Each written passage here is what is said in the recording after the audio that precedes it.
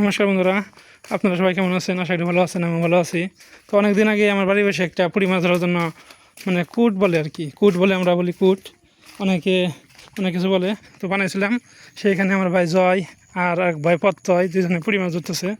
চলেন একটু আপনাদের পুঁটি মাছ ধরা দেখাই। ওরা অনেকগুলো পুঁটি ধরছে। তো জয় কতটি আর ধরে নাই? ধরতে গেলে ভিড় দেন নাকবো না, আবার যেটি কুড়ে আসাল সবটি শেষ হয়েছে, আবার ফিরতে ছিল এবারে আসতে পারে আইব খাওয়া দাওয়া করে আবার আবি বুঝছা। হ্যাঁ ধরবো ধরবো, যে অনেকের আছে, অনেক একটু দিস না, নুরা আইব এই কুটে। তো এই যে দেখেন এই কুটটা, হয়তো আপনারা যারা রেগুলার আমাদের ভিডিও দেখেন তারা দেখতে পারবেন এই জায়গা থেকে আগে কই মাছ মারা হইতো, কিন্তু এখন এই কুটের ফুটি শেষ হয়েছে দেখে এখানে ধরতেছে না। প্রত্যেকটা দেখা যাচ্ছে কত দূর সাত, এখানে অনেকগুলা মানে বাজার বাইরে এক সাইজের ফুটি, একবারে এক সাইজ। ওই দেখেন একদম ব্যাগটা ভরে ফেলছে। তো ব্লগ বেশি বড় করবো না, যদি এরপরে আমরা দুবারে দিতে মাছ ধরবো, কিছু ফিট দিয়ে যাবো, মুরগির ফিট, এই যে সব কিছু ফিটকো, এই যে এই দেখেন ফিট আদার সব আছে।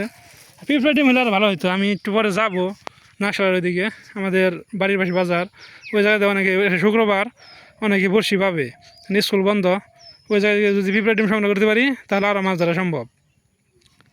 তো আজকের ব্লগটা এই পর্যন্তই, ভালো থাকেন, সুস্থ থাকেন।